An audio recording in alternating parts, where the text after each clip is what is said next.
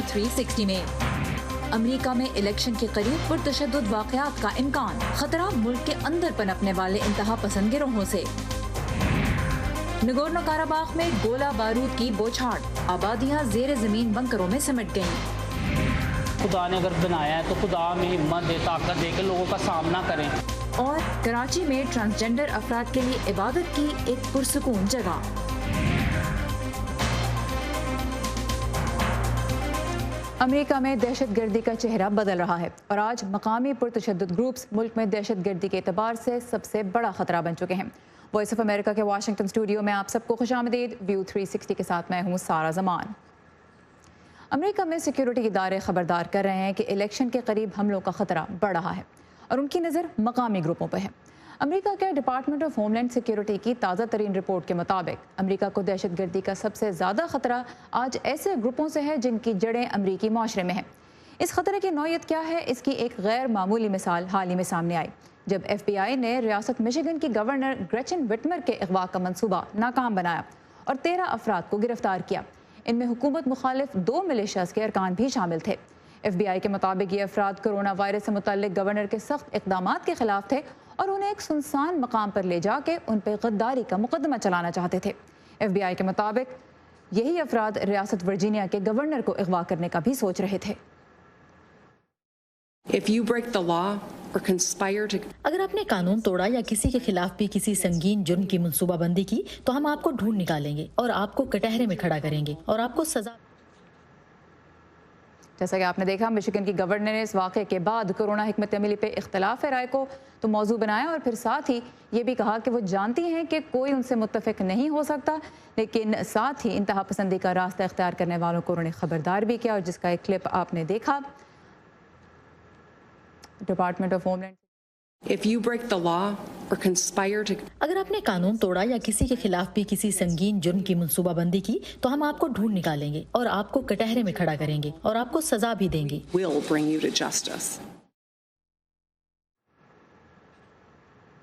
Department of homeland security के मुताबिक 2019 के दौरान अमेरिका में सबसे ज़्यादा हमले मकामी इंतहा पसंद ग्रुपों ने किए। कुल 16 हमलों में 48 अफराद 2019 में हलाक हुए। अब तशद्दुद का खतरा दाएं और बाएं दोनों तरफ की सोच रखने वालों की जानिब से ही अमेरिका में लाहक है। जून में हमने देखा कि दाएं बाजू से ताल्लुक़ रखने वाले 3 अफराद को खाना जंगी की तैयारी और लास वेगस में तशद्दुद भड़काने के शुबे में गिरफ्तार किया गया। कुछ ही रोज़ बाद एक नस्ल परस्त ग्रुप से ताल्लुक़ रखने वाले शख्स को वर्जीनिया में पुरअमन मुजाहिरीन पर गाड़ी चढ़ाने के जुर्म में गिरफ्तार किया गया और उसी दौरान न्यूयॉर्क में बाएं बाजू के इंतहा पसंद लोगों को हुकूमत के खिलाफ खड़े होने पर उकसा रहे थे। मगर डेटा जाहिर करता है कि इस वक्त खतरनाक और पुरतशद्दुद वाक़यात की भारी अक्सरियत के लिए दाएं बाजू के इंतहा पसंद ही जिम्मेदार हैं और इनमें सबसे ज़्यादा खतरनाक हैं सफ़ेद फार्म नस्ल परस्त जो कि इंतहा पसंदी की जानिब माइल होते हैं। उनमें से जो ग्रुप्स इंतहा पसंदी की जानिब माइल होते हैं, 2019 में होने वाले 16 इंतहा पसंद हमलों में से 8 के पीछे इंटेलिजेंस रिपोर्ट्स के मुताबिक इन्हीं ग्रुपों का हाथ था और 48 में से जो 39 हलाकतें भी हुई वो भी इन्हीं के हाथों हुई। अमेरिका में शहरी हुकूक के तहफ़्फ़ुज़ के लिए काम करने वाले इदारे सदर्न पॉवर्टी लॉ सेंटर के मुताबिक 2017 से 19 के दरमियान मुल्क में सफ़ेद फार्म नस्ल परस्त इंतहा पसंद ग्रुपों में 55% इजाफा हुआ है। सफ़ेद फार्म कौम परस्ती और मकामी इंतहा पसंदी ये एक नया मसला नहीं है, ये बहुत अरसे से अमेरिका में मौजूद है, लेकिन माहिरीन का कहना है कि इस पर ज़रूरी तवज्जो नहीं दी गई और इससे लड़ने के लिए जो वसाइल भी इस्तेमाल किए जा रहे हैं वो भी नाकाफ़ी हैं। मज़ीद जानने की कोशिश की है इमरान जदून ने। डिपार्टमेंट ऑफ होमलैंड सिक्योरिटी की तरफ से आने वाली रिपोर्ट जिसमें कहा गया है कि सफेद फार्म बालादस्ती या नस्ल परस्ती अमेरिका में सबसे बड़ा और मुस्तकिल खतरा है, आप इस रिपोर्ट के नताइज को कैसे देखती हैं? जी हाँ, हमने पिछले कुछ सालों में खास तौर पर इस रुझान को बढ़ते हुए देखा है कि अमेरिका में लोगों की हलाकतों में जो शिद्दत पसंद मुलव्विस थे वो ज्यादातर सफेद फार्म ही थे और ऐसा खास तौर पर पिछले 5 साल में ही हुआ है। तो क्या ये सिर्फ सफेद फार्म बालादस्ती है या इंतहाई बाएं बाजू या दाएं बाजू के कुछ ग्रोह भी इसमें मुलव्विस हैं? Yeah, so it's difficult to describe these movements as independent groups or to kind of put the bounds between when इस किस्म की तहरीकों को इनफरादी ग्रोहों के तौर पर बयान करना या कहना कि फलां ग्रोह ने ये शुरू किया और फलां ने ख़त्म किया बहुत मुश्किल है। इनके यहाँ मेंबरशिप की कोई वाज़ेह फ़हरिस्तें मौजूद नहीं है और ना ही इनके पास कोई मेंबरशिप कार्ड्स हैं जो दिखाकर वो कहें कि वो फलां तंजीम का हिस्सा है। इसलिए बहुत सी गैर मुनज़्ज़म तहरीकें हैं जो एक जैसे नज़रियात रखती हैं, जैसे सफ़ेद बालादस्ती, नस्ल परस्ती और कौमियत का तस्वुर, या मिसाल के तौर पर वफाकी हुकूमत से इख्तिलाफ वगैरह। हमारे पास सफेद फार्म बालादस्ती के नजरियात रखने वालों के बारे में ज्यादा मालूमात क्यों नहीं है? मेरा ख्याल है कि इसकी बहुत सी वजूहात है। पहली ये कि इस मसले की तहकीक से बहुत से हसास पहलू जुड़े हैं, इसलिए इस सवाल पर ज़्यादा तहकीक की ही नहीं गई। और शायद दूसरी वजह यह है कि इंटरनेट इस किस्म के ग्रोहों को मौके फराहम करता है कि वो बग़ैर ज़्यादा मुनज़्ज़म हुए एक दूसरे से राब्ते में रह सकते हैं। अगर हम बहुत गौर से देखने की कोशिश भी करें तो पता नहीं चल सकता कि सफ़ेद फार्म बालादस्ती के नज़रियात रखने वाला कौन है और कौन नहीं। इस रिपोर्ट में ये भी कहा गया है कि गैर सरकारी और दीगर तंजीमों को इस तशद्दुद को रोकने के लिए $1 करोड़ की रकम दी गई है, तो ये रकम कैसे मददगार साबित होगी? So there is a number of different programs. जी हाँ, डिपार्टमेंट ऑफ होमलैंड सिक्योरिटी ने मुख्तलिफ प्रोग्राम्स को ग्रांट फराहम की। इनमें से कुछ प्रोग्राम्स हमें ये भी समझने में मदद देते हैं कि तशद्दुद को रोकने के लिए क्या किया जाए। इनमें से कौन से प्रोग्राम्स मौसर हैं और कम्युनिटीज़ को क्या अपनाना चाहिए, और फिर कुछ रकम इन कम्युनिटीज़ के लिए है। हम कैसे लोगों से बात करने के लिए मदद दें या इन्हें कैसे फिर से मुआशरे में जम किया जाए। लेकिन $1 करोड़ कोई बहुत बड़ी रकम नहीं, इसलिए ये कुछ ज़्यादा मौसर साबित नहीं हो सकती। तशद्दुद को रोकने के लिए हमेशा बहुत कम पैसा खर्च किया गया है, चाहे वो इंतहा पसंदी अमरीका के अंदर हो या बैरून मुल्क अनासर से मुतासिर हुई हो।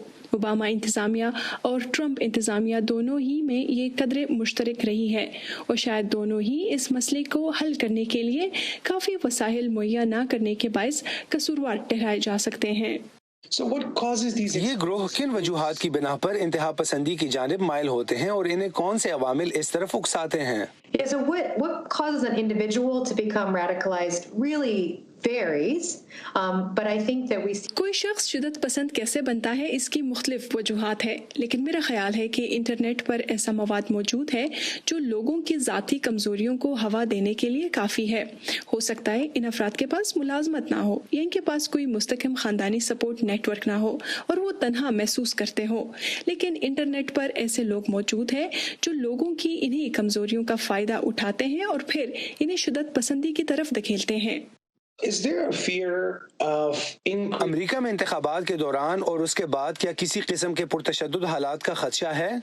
There's a very real fear of that. I hope जी हाँ, वाकई ऐसा खतरा मौजूद है। मेरी ख्वाहिश है कि हम ऐसा कुछ होता हुआ ना देखें और मेरा ख्याल है कि मुख्तलिफ रहनुमाओं की तरफ से DHS और FBI की तरफ से इस बारे में तशवीश में इजाफा हो रहा है, लेकिन इस किस्म की तशवीश का इजहार खुद सदर ट्रंप ने नहीं किया, लेकिन ये ऐसा मामला है जिस पर नज़र रखनी होगी। और जब मकामी इंतहा पसंद ग्रुपों की बात आती है तो यहाँ पे ये वाज़े करना भी ज़रूरी है कि अमेरिका में कोई ऐसा कानून मौजूद नहीं जिसके ज़रिए जो मकामी ग्रुप्स हैं उन्हें दहशतगर्द करार दिया जा सके, लेकिन सिक्योरिटी इदारे ऐसे इंतहा पसंद ग्रुपों पर नज़र रखते हैं और जब वो कोई एक्शन लेने के करीब होते हैं तो फिर उनके खिलाफ कार्रवाई भी की जाती है। यानी इंतज़ार इस बात का करना पड़ता है कि कोई सॉलिड एविडेंस हो कि ये ग्रुप्स अब किसी ऐसी एक्टिविटी में हिस्सा लेने लगे हैं जिससे लोगों की जान या माल को नुकसान पहुँच सकता है। अब आगे बढ़ाते हैं प्रोग्राम को और आते हैं इलेक्शन की गहमा गहमी की तरफ और चलते हैं रियासत फ्लोरिडा, जिसने पिछले 6 सदारती इंतखाबात में जिसको चुना वही मुल्क का सदर भी बना। यानी ये रियासत वोटर्स के मूड की तवक्कासी करती है, साथ ही एक स्विंग स्टेट भी है, यानी कभी रिपब्लिकन उम्मीदवार के हक में जाती है और कभी डेमोक्रेटिक उम्मीदवार को जिताती है। इलेक्शन डे से पहले ही फ्लोरिडा में रिकॉर्ड तादाद में वोट डाले जा चुके हैं और माजी के रुझान से हटकर इस मरतबा अर्ली वोटिंग में डेमोक्रेट्स रिपब्लिकन से आगे हैं।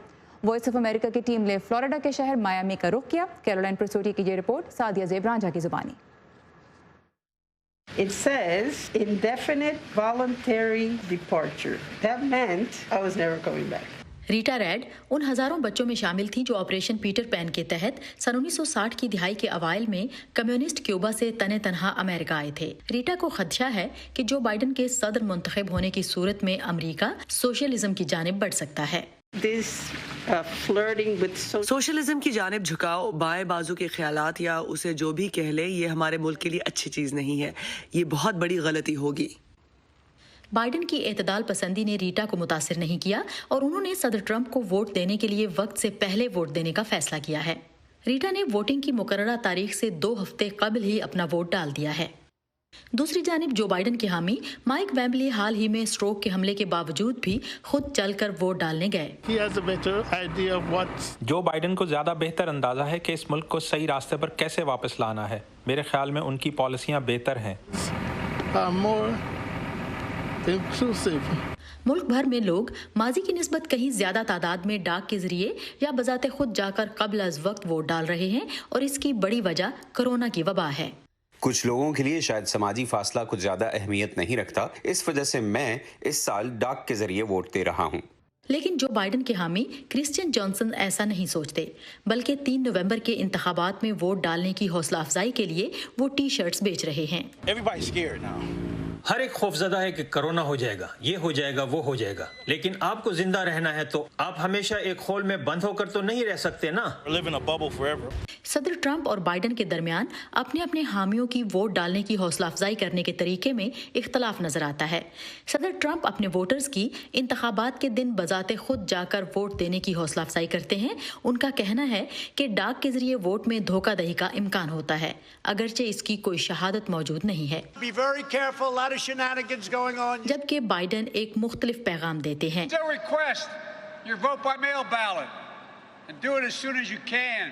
तारीखी तौर पर रिपब्लिकन्स वक्त से पहले वोट डालने की हौसला अफजाई करते हैं, लेकिन इस बार ऐसा नहीं है। यूनिवर्सिटी ऑफ फ्लोरिडा के इलेक्शन प्रोजेक्ट के मुताबिक इब्तदाई वोटिंग में डेमोक्रेट्स रिपब्लिकन्स के मुकाबले में 2 गुना आगे हैं। बाकी कई मकामात की तरह रियासत वर्जीनिया में भी वक्त से पहले वोट डालने वालों की तादाद फ्लोरिडा के बाद सबसे ज्यादा है। मुझे आज काम पर भी जाना है, लेकिन इस वक्त ये काम ज्यादा जरूरी है। अगर लोगों का यही मामूल रहा तो वक्त से पहले वोटिंग का वो रिकॉर्ड इस बार टूट जाएगा जो सन 2016 के इंतखाबात में 55% था। कैरोलिन प्रसूटी के साथ सादिया ज़ेबरान, वॉइस ऑफ अमेरिका। अमेरिका के सदारती इंतखाबात से मुतल्लिक अहम खबरें और दिलचस्प मालूमात हम आपके लिए पेश कर रहे हैं हमारी वेबसाइट urdu.voa.com पे। इसके अलावा facebook.com/voa के पेज पे आपको ये मालूमात भी मिलेंगी। साथ ही दुनिया भर से अहम खबरें, दिलचस्प तबसरे और इंटरव्यूज भी आप हमारे फेसबुक पेज पे देख, सुन और पढ़ सकते हैं।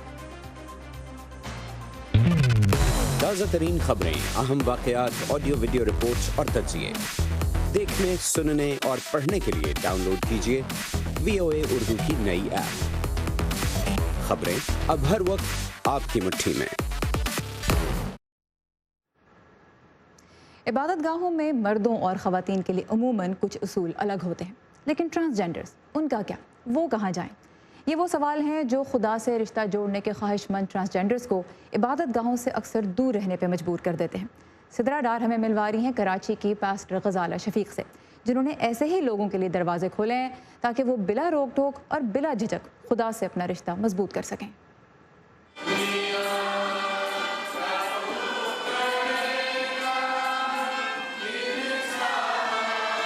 जैसे अंदर इंटर हुई तो सब लड़कियां ना मुझे देख के ऐसे घूरने लगी और हंसने लग गई, और मेरे ना अंदर दिल में ना इतना वो आया कि मैंने कहा देखो कि जैसे हम कोई अजूबा हैं जो हमें देख के तो हंसने लगी। रात को जब सोते हैं फिर यही सोचते हैं कि खुदा ने हमें क्यों बनाया ऐसा। खुदा ने अगर बनाया है तो खुदा हमें हिम्मत दे, ताकत दे के लोगों का सामना करें। ख्वाजा सरा मुआशरे का नज़रअंदाज किया जाने वाला वो तबका है जो पहले ही से नाइंसाफ़ी और नारवा सलूक का शिकार है। ऐसे में जब वो अपने टूटे दिलों के साथ इबादत गाहों का रुख करते हैं तो वहाँ भी उन्हें खुले दिल से कबूल नहीं किया जाता, जिससे उनमें अकेले हो जाने का एहसास और भी बढ़ जाता है। जब मैं चर्च में जाती हूँ ना तो मुझे ये समझ नहीं आती कि जेंट्स साइड पे बैठना है या लेडीज साइड पे बैठना है। और लोगों की तरह तरह की बातें, और लोग हमें यूं घूर घूर के देखते हैं जैसे पता नहीं कार्टून आ चुके हैं। ऐसा नहीं होना चाहिए, हम भी इंसान हैं। گھر والے ان کو چھوڑ دیتے ہیں, معاشرہ ان کو ایکسیپٹ نہیں کرتا, چرچ نے بھی ان کو اگنور کر دیا, ریاست نے ان کی ذمہ داری نہیں لی. خدا سے میری دعا تھی یہ کہ خداوند ایسا ہو کہ کوئی اس طرح ہو پلیٹ فارم ہمیں مہیا خداوند کرے, چرچ ہمیں سروائیو کرنے کے لیے, جو آگے بڑھنے کے لیے ہمیں سہارا دے, تاکہ ہماری جو ہے ضرورتیں بھی ہم لوگ چرچ کو بتا سکیں, اور جو ہماری اسپرچل لائف ہے اس کو بھی چینج کر سکیں. میں چرچ میں گئی تو مجھے فرسٹ ٹائم میرے سے یہ پرابلم آئی ہے کہ آپ ایسے آؤ, پینٹ شرٹ پہن کے آؤ. مجھے بہت برا لگا. میں نے کہا یار خداوندہ ہمارے لیے بھی کچھ ایسے مسئلے مسائل حل کر, ہمیں بھی کوئی ایسا رستہ دکھا کہ جو ہم اپنی مرضی سے جائیں, اپنی مرضی سے تلاوت کریں, چرچ جائیں. اپنے خادموں سے جو تو مناسب سمجھے کر. خدا اور مذہب سے قربت کی طلب نے ان خواجہ سراؤں کو پاسٹر غزالہ سے ملوایا, جنہوں نے کراچی کے ہولی ٹرینٹی چرچ کی حدود میں خواجہ سراؤں کی عبادت کے لیے ایک جگہ مخصوص کر دی ہے.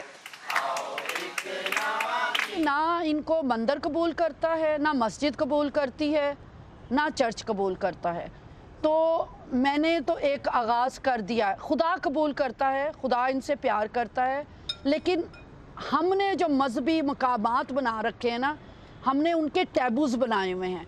وہ ٹیبوز جو ہیں وہ ان کو قبول کرنے نہیں دیتے, کیونکہ والدین تو پھینک دیتے ہیں نا, یا نکال دیتے ہیں, یا ڈس آن کر دیتے ہیں, اور وہ اجازت بھی نہیں دیتے بہن بھائیوں سے ملنے کو. ایک تو جو والدین سے دوری, وہ ایک غم ان کے اندر ہوتا ہے, پھر خدا سے ان سے رشتہ نہیں ہے. تو ان کو سب سے زیادہ وہ یہی کہتے ہیں کہ ہمیں مجبور کیا جاتا ہے کہ ہم ڈانس کریں, ہم ڈسکو پارٹیوں میں جائیں, ہمیں گھنگرو باندھ دیے جاتے ہیں پیدا ہوتے ہی. وہ خون جو ہمیں تمام گناہوں سے پاک کرتا ہے. پاسٹر غزالہ کے پاس چرچ آنے والے خواجہ سراؤں کی تعداد اب بڑھ رہی ہے. یہاں انہیں عبادت کے آداب سکھائے جانے کے علاوہ ان کے دکھ بھی سنے جاتے ہیں.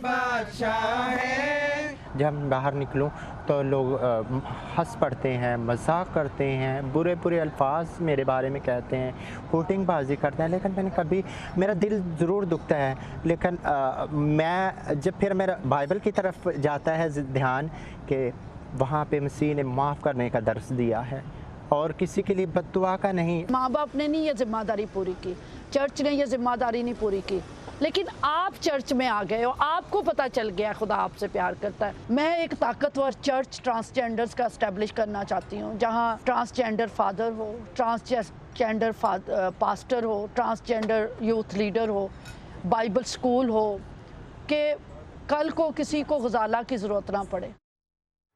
بہت انسپائرنگ کہانی. چلتے ہیں صدر ڈار کی طرف, جو یہ بتا رہی ہیں کہ پاسٹر غزالہ کو ٹرانسجینڈرز کے لیے مذہبی تعلیم کا اہتمام کرنے پہ خود کتنی مشکلات اور کتنے منفی رویوں کا سامنا کرنا پڑ رہا ہے.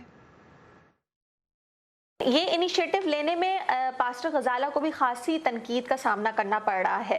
ان سے ہماری جب بات ہوئی تو انہوں نے بتایا کہ بہت سارے لوگوں نے ان کے حوصلے کو پست کرنے کے لیے یہاں تک کہا کہ وہ خواجہ سراؤں کی اتنی زیادہ حمایت کہیں اس لیے تو نہیں کر رہی کہ وہ شاید خود بھی ایسی ہوں.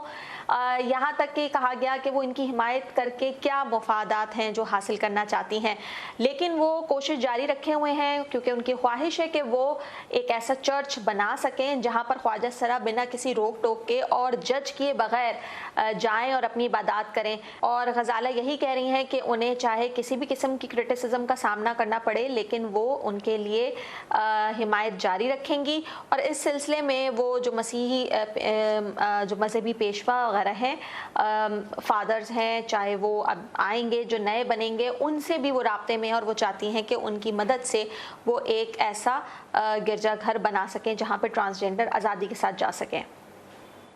ٹرانسجینڈر افراد کو جب شناختی کارڈ کا اجرا شروع ہوا تو اس سے یہ امید پیدا ہوئی تھی پاکستان میں کہ ان کے حالات بہتر ہو سکیں گے, لیکن ابھی ہم دیکھ رہے ہیں کہ اس راستے میں بہت سی رکاوٹیں کھڑی ہیں. صدر ڈار نے بتایا کہ نہ صرف ٹرانسجینڈرز کو اکثر تشدد کا سامنا کرنا پڑتا ہے, انہیں قتل کر دیا جاتا ہے, بلکہ جب وہ مدد مانگنے جاتے ہیں تو پھر انہیں ہراساں بھی کیا جاتا ہے. جو سب سے بڑا مسئلہ اس وقت خواجہ سراؤں کو درپیش ہے, جس پر وہ آواز بھی اٹھاتے نظر آتے ہیں اور احتجاج بھی کر رہے ہیں, وہ ہے سیکچول ہیراسمنٹ کا. جس طرح کے واقعات ان کے ساتھ پیش آتے ہیں, ان کا کہنا ہے کہ جب وہ اس کی رپورٹ درج کرانے جائیں تو بھی انہیں ہیراسمنٹ کا سامنا کرنا پڑتا ہے. انہیں ابھی تک وہ تمام حقوق یا انصاف اس طرح سے نہیں مل رہا جس طرح دیگر جنس کو پاکستان میں حاصل ہے, جبکہ آئین کے تحت وہ سارے حقوق ان کو حاصل ہو جاتے ہیں جو دوسروں کو حاصل ہیں. اگر ہم بات کریں اس وقت کے ایک اور جو مسئلہ خواجہ سرا اٹھاتے ہیں وہ یہ بھی ہے کہ جو خواجہ سراؤں کی سوسائٹی ہے اس نے یہ بھی دعویٰ کیا ہے کہ پاکستان میں اس وقت ان کی آبادی 500,000 سے زیادہ ہے، لیکن جو 2017 میں مردم شماری کی گئی ہے اس کے مطابق ان کی تعداد کو 10,418 کے قریب رکھا گیا۔ اس سے بھی وہ کہتے ہیں کہ ان کی حق تلفی ہوتی ہے، لیکن جو بیسک سب سے بڑا ایشو جو وہ اٹھا رہے ہیں وہ یہ کہ انہیں مجبور کیا جاتا ہے کہ وہ بیگنگ کریں، سیکس ورک کریں، یا پھر وہی بات کہ اگر وہ باہر نکلتے ہیں تو انہیں سیکشول ہیراسمنٹ کا سب سے زیادہ سامنا کرنا پڑتا ہے۔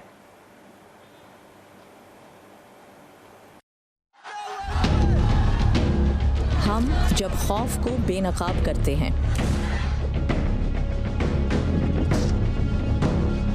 ہم جب سوال اٹھاتے ہیں، ہم جب ان کی آواز بنتے ہیں جن کی کوئی نہیں سنتا، تو فرق پڑتا ہے آزاد صحافت سے۔ ہم ہیں وائس آف امریکہ، ہمارے لیے آزاد صحافت اہم ہے۔ گزشتہ ہفتے کے اختتام پہ آذربائیجان اور آرمینیا کے درمیان نگورنو قراباخ کے متنازع علاقے میں جنگ بندی کا فیصلہ کیا گیا تھا، مگر کچھ ہی گھنٹے کے بعد دونوں ملک ایک دوسرے پہ معاہدے کی خلاف ورزی کا الزام عائد کر رہے تھے۔ علاقے کے لوگوں کا کہنا ہے کہ وہ 30 سال سے خوف کے سائے میں جی رہے ہیں، مگر جس نوعیت کی لڑائی اب ہو رہی ہے انہیں اس کی توقع نہیں تھی۔ مزید جانتے ہیں اس رپورٹ میں۔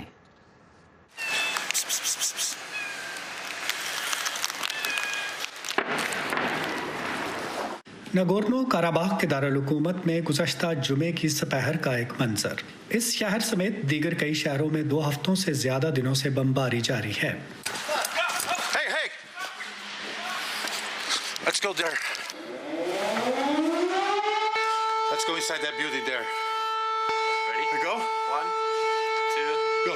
عموماً سائرنز حملوں سے پہلے بند ہو جاتے ہیں، لیکن ہمیشہ ایسے نہیں ہوتا۔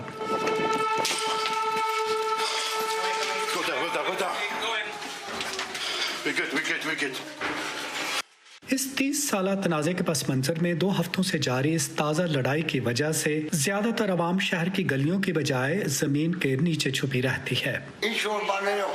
جو ہتھیار استعمال کیے جا رہے ہیں وہ ہم نے پہلے نہیں دیکھے، یہ بہت مختلف ہیں، آپ اپنی آنکھوں سے یہ سب دیکھ رہے ہیں۔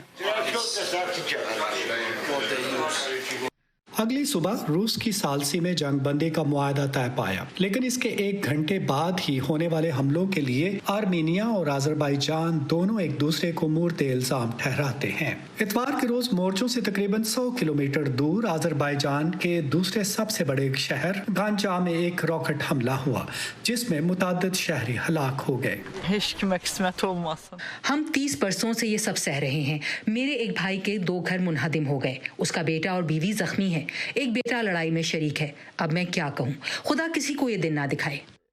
آرمینیائی باشندوں کا کہنا ہے کہ یہ خطہ آذربائیجان کے ہاتھ میں جانے سے انہیں اپنی شناخت اور وطن کھو دینے کا خدشہ ہے، جبکہ آذربائیجانیوں کے مطابق اس علاقے پر آرمینیائی 30 سال سے غیر قانونی طور پر قابض ہیں، جس کی وجہ سے ہزاروں لوگ بے گھر ہو گئے ہیں۔ یہ جنگ، جس میں دونوں جانب سوگوار سینکڑوں لوگوں کو دفنا چکے ہیں، مستقبل قریب میں ختم ہوتی نظر نہیں آ رہی۔ جلد یا بدیر امن ہوگا، جنگ ختم ہوگی، لیکن کب؟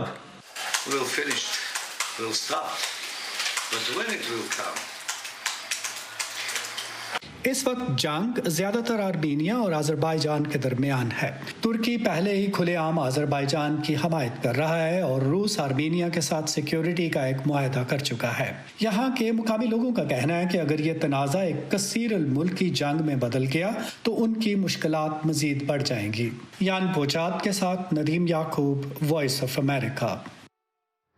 اور یہیں پہ ختم ہوتا ہے ہمارا آج کا ویو 360۔ پروگرام میں شامل رپورٹس پہ آپ اپنی رائے ہمیں دے سکتے ہیں۔ لاگ آن کیجیے facebook.com/VOA اردو کے پیج پہ، ٹویٹر اور انسٹاگرام پہ @UrduVOA کو فالو کرنا نہ بھولیے گا۔ سارا زمان کو اجازت دیجیے، خدا حافظ۔